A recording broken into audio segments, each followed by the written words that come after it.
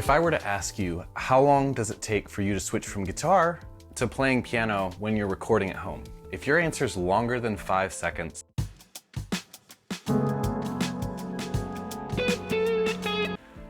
there might be a problem.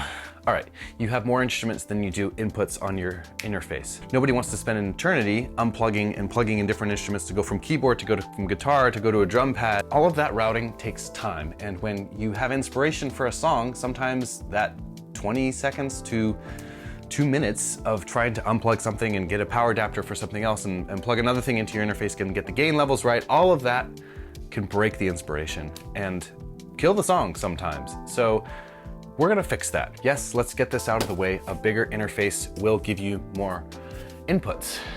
Sometimes that creates another problem though. It's called crippling debt. There is a much better solution out there. One that has been used for a very, very, very long time.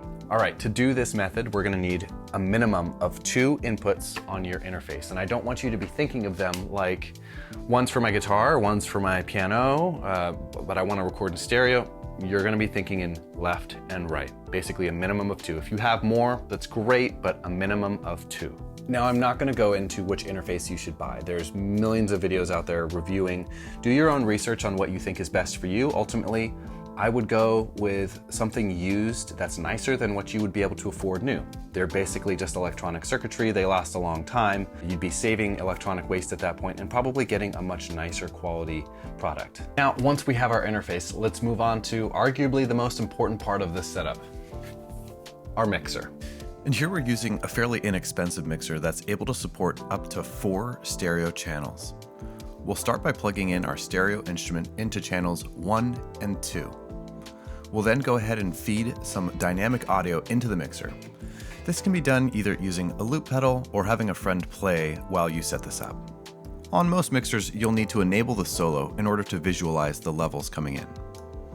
Then we'll take the master volume of our source and turn it up right until we start to see a healthy amount of signal coming into the mixer.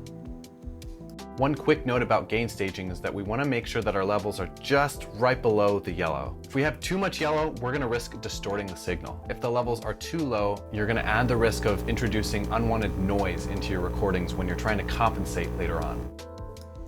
If you find that barely any signal is entering the mixer, go ahead and take your master volume of your source, set it to about 1 o'clock. Then take the gain knob on the mixer and adjust until you start to see a healthy signal. Be sure to do this with both channels as well.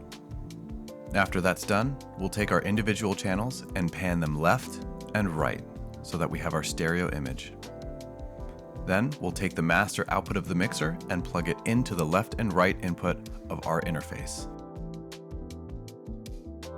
Moving on over to our interface controls. This might look a little bit different for you depending on which interface you have, but the essentials are all the same. We'll then go to our interface inputs and we'll pan them left and right according to the mixer outputs. We'll also make sure that the gains on our interface are set all the way at 0. We'll then take the master of our mixer and set it to 0 or unity. Then slowly adjust each channel volume until we see the levels rise in our interface to a healthy level.